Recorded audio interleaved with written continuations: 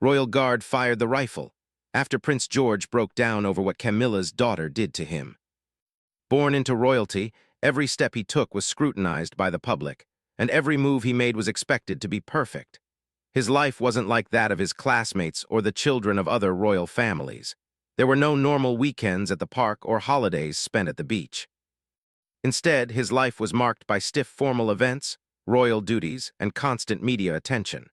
And although he was born into this world of grandeur, there was a side to his life that no one saw, one that weighed heavily on him as he grew older. As he matured, the pressure grew, and the expectations placed on him seemed to multiply.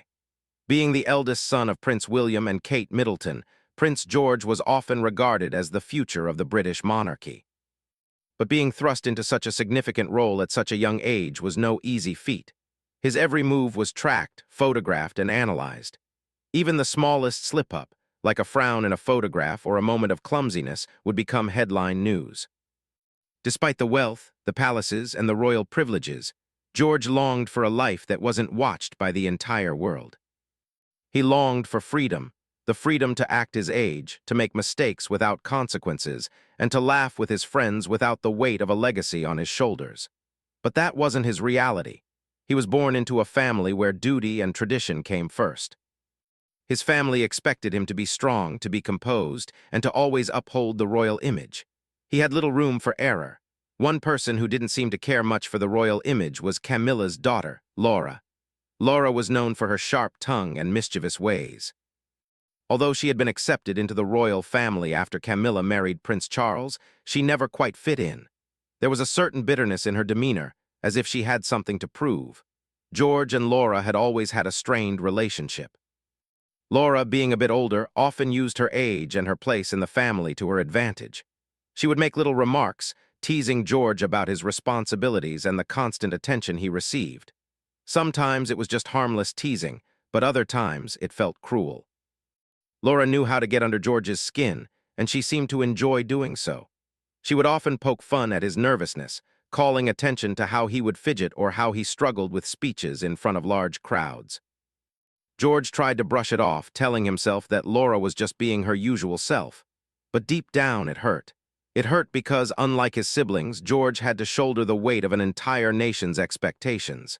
He had to be perfect. He had to be composed. And yet he was just a child who longed for something more than the pressure he faced.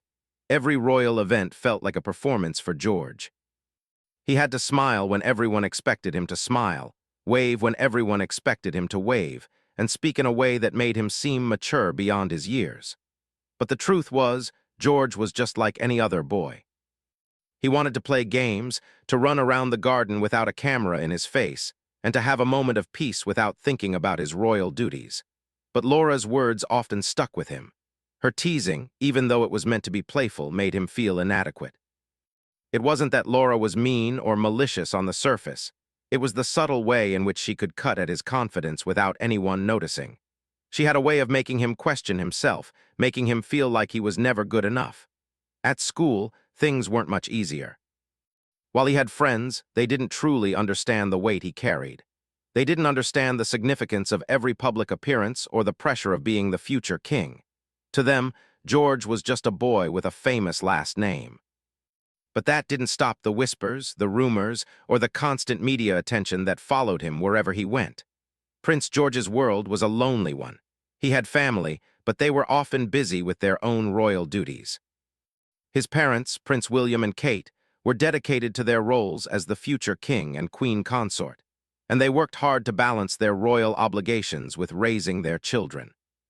While they tried to create a normal environment for George and his siblings, it was hard to escape the reality that they were living in. They were constantly in the public eye, constantly held to a standard that few could ever truly comprehend. There were moments when George would retreat into his private space. Whether it was a corner of the royal gardens or a quiet room in the palace, he would often escape to places where he could just breathe. There, away from the cameras and the public, he could momentarily forget who he was supposed to be. But those moments were fleeting, and they often didn't last long before reality came rushing back in. One particular incident during a royal gathering marked a turning point for George. It was a casual family event, something that was supposed to be lighthearted and fun. But for George, it quickly turned into something else entirely. As the family gathered together in the palace's grand dining hall, Laura couldn't resist making a comment about George's appearance. It was a joke, one that she had made before, but this time it felt different. The words stung more than usual. "You're starting to look like a little prince now, George," Laura had said with a smirk. "All stiff and proper, just like your father." The remark was so casual, but it hit George like a ton of bricks. It wasn't the first time Laura had teased him, but something about that moment felt different. He had been working so hard to live up to the expectations placed on him, to meet the standards of his family and the public, and yet it felt like nothing he did was ever enough. George tried to laugh it off, but his smile felt forced. He could feel his face flush, his heart beating faster as he fought to keep his composure. It wasn't that he couldn't take a joke. It was that he had been hearing similar jokes his entire life, and each one made him feel more and more like he wasn't his own person. He was a symbol, an heir to a throne, but he wasn't just George. As the evening wore on, George's emotions began to weigh heavily on him. He was surrounded by family, but he still felt alone. The walls of the palace, grand and imposing as they were, couldn't protect him from the feelings that seemed to close in around him. He longed for the comfort of a life without all the pressures, a life where he could just be himself. His mind wandered back to Laura's teasing. It seemed harmless, but in that moment, it felt like one more reminder of how different his life was from that of other children. Laura could make fun of him because she didn't have the same responsibility. She didn't have to worry about being perfect every single day. But George did. And that night, the weight of it all seemed too much to bear. He excused himself from the gathering, retreating to a quiet room where he could be alone. As he sat there, staring out the window at the darkened gardens, tears began to fall. He was trying to hold it together, trying to be strong, but the tears came anyway. It wasn't just about Laura's comment, it was about everything. The pressure, the expectations, the constant feeling that he was never enough. And as he sat there, struggling to make sense of his emotions, he realized something that would change him forever. He couldn't keep pretending. He couldn't keep pretending to be the perfect future king, the boy who never showed weakness. It was all too much. And for the first time, Prince George allowed himself to feel the full weight of it. Little did he know, this would be the moment that would push him to a breaking point. It wouldn't be long before others would start noticing just how much the pressure was affecting him. But for now, he was alone with his thoughts, and the truth of his emotions began to settle in his heart. The day after the gathering at the palace, Prince George woke up feeling different. The events of the night before, Laura's teasing, and the flood of emotions that followed, lingered in his mind. He had tried to shake off the feelings of insecurity and doubt, but it was as if they had planted seeds that refused to be uprooted. For the first time in his young life, George found himself questioning everything: his place in the family, his role in the world, and the expectations placed on him. As the sun rose over the palace grounds, George could hear the usual sounds of the household waking up: footsteps echoing down the long hallways, servants preparing the royal breakfast, and the quiet hum of daily life continuing as it always had. But for George, nothing felt normal. The weight of his responsibilities pressed down on him, more suffocating than ever before. He got up and dressed in the royal attire he was expected to wear, his movements slow and deliberate, as though his body was reluctant to accept the role that he had been born into. The polished shoes, the perfectly pressed trousers, the blazer with the family crest, all of it felt like armor he didn't want to wear. But this was his life, and there was no escaping it. He had to play the part, even if it meant hiding the real him beneath the surface. The breakfast table was set, as it always was, with an assortment of carefully prepared dishes: eggs, toast, fruit, and freshly brewed tea. Prince William and Kate were already sitting at the table, discussing matters of the day with a calm air of efficiency. Their voices were steady, their demeanor controlled. To an outsider, it would seem like the picture of a perfect family, but George knew better. Beneath the surface, there was always a layer of tension. He sat down quietly, taking a moment to compose himself. His parents exchanged pleasantries, asking about his plans for the day, but George didn't feel like responding. He didn't want to talk about duties, events, or anything that required him to smile and pretend everything was fine. He wanted to be left alone to escape the constant pressure of being the future king. "George, are you feeling all right?" his mother, Kate, asked, her voice gentle but concerned. George glanced up at her, and for a moment he saw the worry in her eyes. It was as if she could see right through him, as though she knew something was wrong even if he hadn't said a word. "Yes, I'm fine," he replied quickly, forcing a smile, though it didn't reach his eyes. Kate didn't press him any further, though George could tell that she wasn't convinced by his response. It wasn't like him to be quiet or distant, but today, he didn't have the energy to pretend otherwise. The conversation around the table continued, but George was barely paying attention. His mind kept drifting back to the events of the previous day, the teasing, the loneliness, and the overwhelming sense of inadequacy that had washed over him like a tidal wave. He couldn't shake the feeling that, no matter how hard he tried, he would never be enough for the world that expected perfection from him. Later that day, George found himself walking through the palace gardens, seeking a moment of peace. The gardens were one of his few escapes, a place where he could wander without the watchful eyes of the public or the pressure to act like someone he was. The flowers were in full bloom, their vibrant colors a sharp contrast to the dull ache he felt inside. He walked slowly, his hands stuffed into the pockets of his coat, his footsteps muffled by the soft grass beneath his feet. It was here, in the quiet of the garden, that George began to reflect on his relationship with Laura. He had always known that Laura didn't fully understand him. She had never had to face the constant scrutiny that he did. She wasn't born into the same world of royal responsibility, and that made her actions feel all the more painful. George wondered why she seemed to take such pleasure in mocking him. Was it because she felt inferior in some way? Was it because she wanted to remind him of how different their lives were? But as he walked along the path, George realized something else. It wasn't just Laura's teasing that hurt. It was the feeling of being trapped in a life that wasn't his own. He didn't want to be the perfect prince. He didn't want to wear the crown, at least not in the way that everyone expected. What he wanted more than anything was to be free, to be just a boy without the weight of the future on his shoulders. As the day wore on, George became more withdrawn. He avoided the palace staff, the media, and anyone who might ask him about his royal duties. He spent hours in his room, staring out the window, his thoughts swirling like a storm inside his head. He felt helpless, trapped in a cycle of expectations that he couldn't escape. Even his parents, who loved him dearly, couldn't fully understand the pressure he was under. How could they? They had their own roles to play, their own responsibilities to carry. It was on this day, when the emotional strain seemed unbearable, that George finally broke down. It wasn't in front of the cameras or the royal family. It wasn't during a public event. No, this breakdown happened in the privacy of his own mind, in the quiet of his thoughts. And yet, it felt like the world had shifted beneath him. George had spent so much of his life trying to be strong, trying to be the perfect future king, that he had neglected his own feelings. He had been so focused on the expectations placed on him that he had forgotten to care for his own emotional well-being. And now, all the emotions that had been building up over the years came crashing down at once. He couldn't stop the tears. They came without warning, a flood of sadness and frustration that he could no longer hold back. For the first time in a long time, George allowed himself to feel the full weight of his emotions. It wasn't easy, and it wasn't something he had ever allowed himself to do before, but in that moment, he realized that it was okay to cry. It was okay to feel vulnerable, even if the world expected him to always be strong.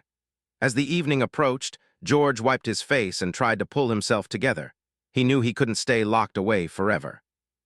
The royal duties would eventually call, and the world would demand that he return to his role as the prince. But for now, in this quiet moment of reflection, George allowed himself a brief escape from the pressure. It was then that he made a decision.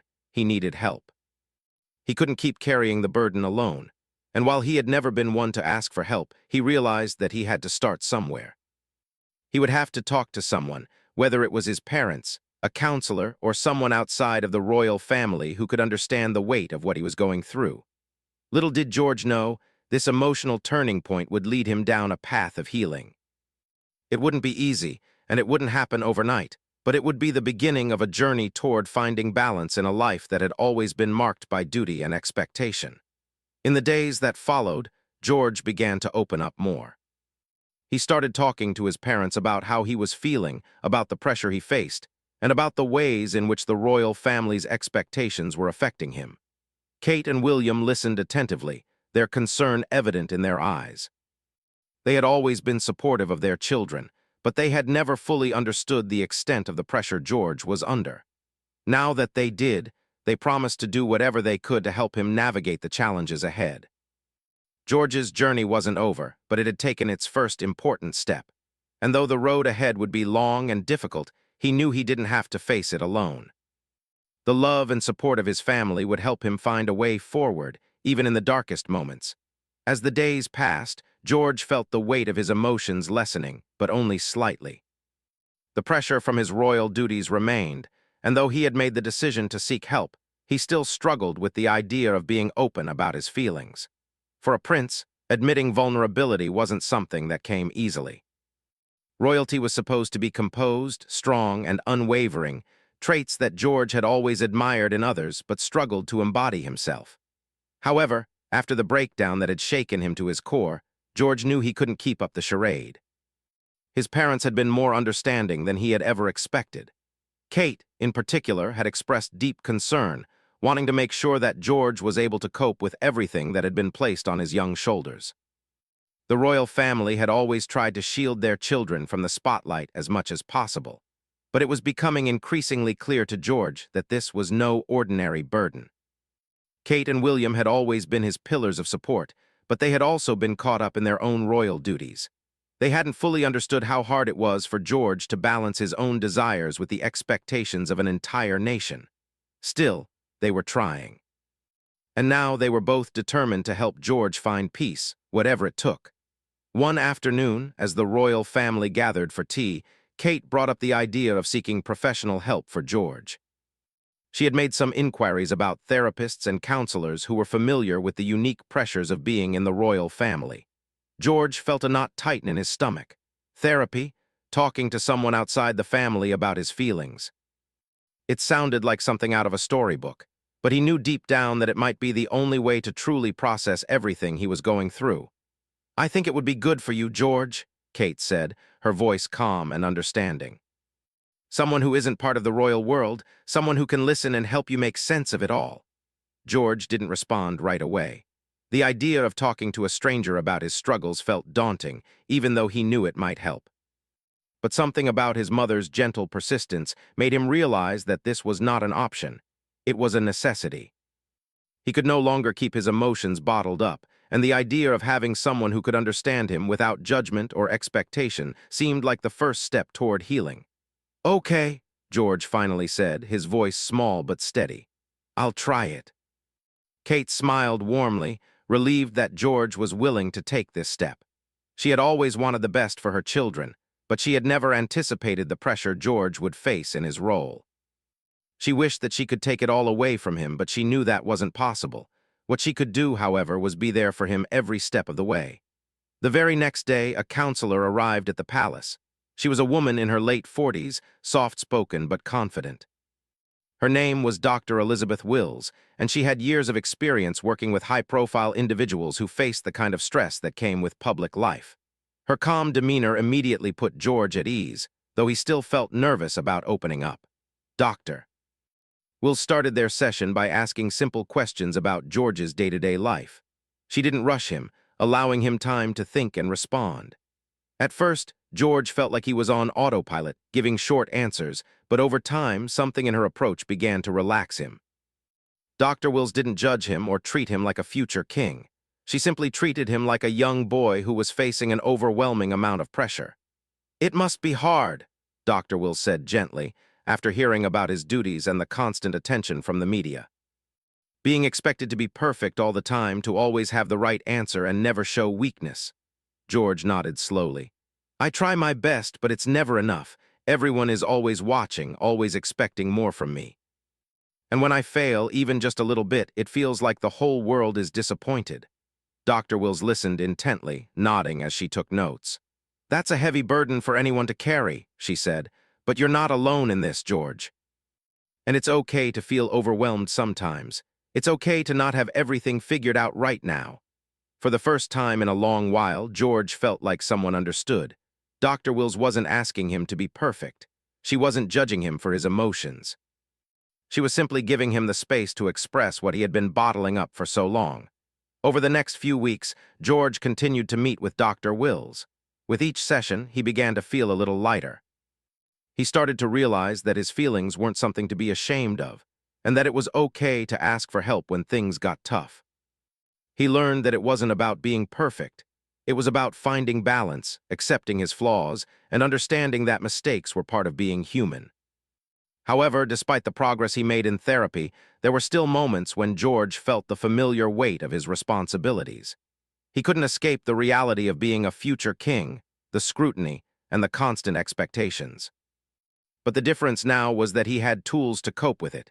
He could talk about it, process his emotions, and most importantly, take time for himself when he needed it. One afternoon, after a particularly draining day of royal engagements, George found himself once again walking through the palace gardens.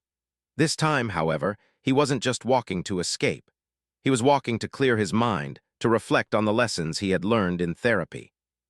He was no longer running from his feelings, but learning to confront them with strength and honesty. As he wandered the familiar paths, George thought about how far he had come in such a short time. He was still the same young prince with the same responsibilities, but now he felt more equipped to handle them. He wasn't afraid to show vulnerability anymore, and that was a powerful realization.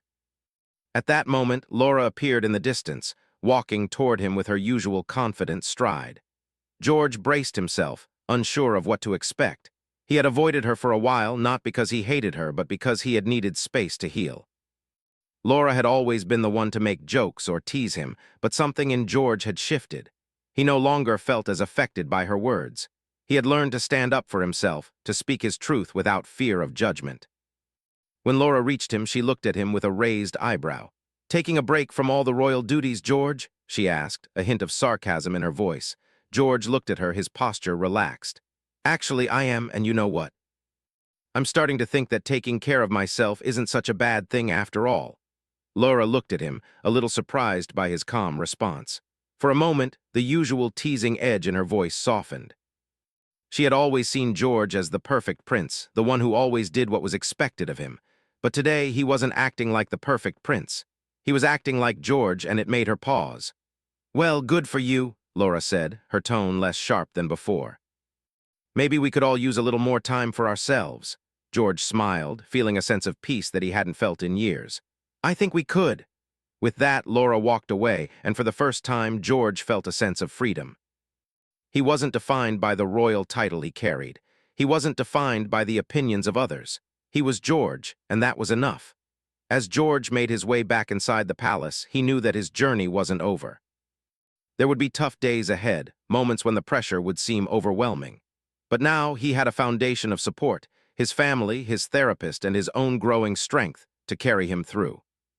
The future still loomed large, but George was beginning to see it through a different lens. He was no longer afraid of what lay ahead. Instead, he was ready to face it head-on, with a newfound sense of peace, strength, and self-acceptance. The days following his emotional breakthrough brought a subtle shift in George's life.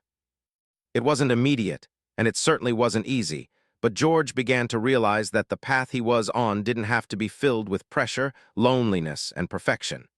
He didn't have to carry the weight of the monarchy on his shoulders alone. Slowly but surely, he began to understand that he could still fulfill his royal duties and embrace his true self. His therapy sessions with Dr. Wills continued, and with each visit, George found himself opening up more. He had always been taught to keep his emotions in check, but he was learning that expressing his feelings didn't make him weak, it made him stronger. Dr. Wills had helped him understand that vulnerability wasn't something to hide. It was a part of being human, and it was okay to feel overwhelmed or uncertain. With her support, George had started to feel more confident about being himself, even in the public eye. One morning, after a particularly insightful session with Dr. Wills, George sat in the royal gardens once more, the familiar beauty of the flowers and trees offering him a sense of peace. He had been struggling with one particular thought for weeks. How could he balance the life he wanted with the life he had been born into? How could he be the prince the world expected while still holding on to his own sense of identity? George looked out at the gardens, deep in thought. For the first time, he allowed himself to imagine a life where he could find joy in both his royal duties and his personal happiness. Perhaps there was a way to be George and Prince George. He could serve his country and fulfill his responsibilities, but also take time for the things that made him feel truly alive.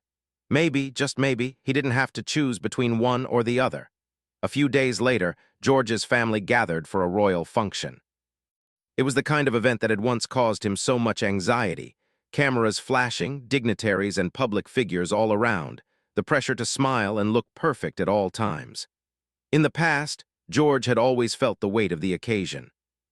But this time, things felt different. As George walked into the grand hall, he took a deep breath and reminded himself of all the progress he had made. He wasn't going to pretend everything was perfect, but he was going to stand tall and face the world on his own terms. He wasn't just a prince, he was George, and he had a right to exist as both. The event was filled with the usual formalities, handshakes, speeches, and polite conversation. But George noticed something had changed in himself. He wasn't just going through the motions, he was present. He found himself engaging with the guests, listening to their stories, and even laughing when something struck him as funny. For the first time, he wasn't trying to be anyone other than himself. And for the first time, he didn't feel as if the world was watching him with judgmental eyes. During a brief break in the event, Prince William pulled George aside. "How are you doing, son?" he asked gently, his voice filled with concern. George smiled, feeling more at ease than he had in a long time. "I'm doing better, Dad. I've been working on things, talking, thinking, and finding ways to balance everything." Prince William looked proud, but there was a hint of surprise in his eyes. "I'm glad to hear that. It's not easy, especially for you. You've always been so strong, but you don't have to carry it all on your own." For the first time, George realized that his parents had always been there for him, but they had been caught up in their own royal responsibilities, too. It wasn't that they didn't care. It was that they didn't know how much he was struggling. Now that George had found his voice, he could share the burden, and he could lean on them when things felt too heavy. As the evening went on, George continued to feel a sense of calm he hadn't experienced before. He was still the same young prince, but he was different in a way that felt empowering. For the first time, he was in control of his own story. And while he knew there would still be difficult days, he felt more prepared to face them. The next few weeks brought more royal duties, more appearances, and more opportunities to grow. But each time George stepped into the spotlight, he did so with a sense of self-awareness that he had never had before. He was no longer worried about making a mistake or being judged. Instead, he focused on the moments of connection he could create with others, whether it was sharing a smile with a young child in the crowd or having a genuine conversation with someone who had traveled far to see him. One afternoon, George attended a charity event aimed at raising awareness for children's mental health. As he spoke with some of the children who had come to share their stories, George found himself reflecting on his own journey. He had spent so much time worrying about being perfect, but these children had found strength in their vulnerability. They weren't afraid to share their struggles, and they didn't pretend to be something they were. In that moment, George felt a deep sense of admiration for them. They had found their voices, and now he was finding his. As the event concluded, George took a moment to step outside for some fresh air. He stood in the quiet space behind the venue, his thoughts swirling as he reflected on everything that had happened over the past few months. It was incredible to think how much had changed in such a short time. He had gone from feeling trapped in a role he didn't choose to finding a way to make that role work for him. He had learned that it wasn't about rejecting his responsibilities as a prince.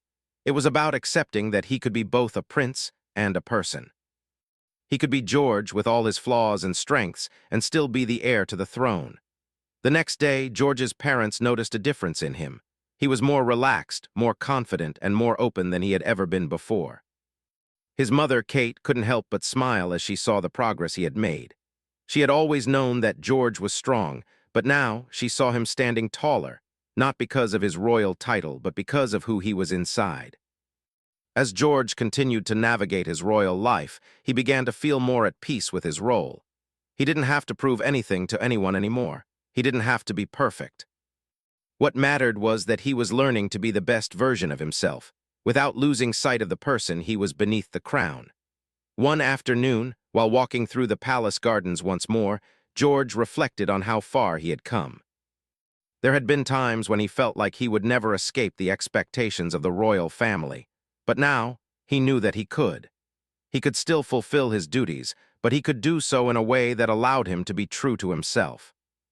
And as he stood there looking out at the beauty of the gardens, he realized something profound. He wasn't just the future King of England, he was also George, and that was more than enough.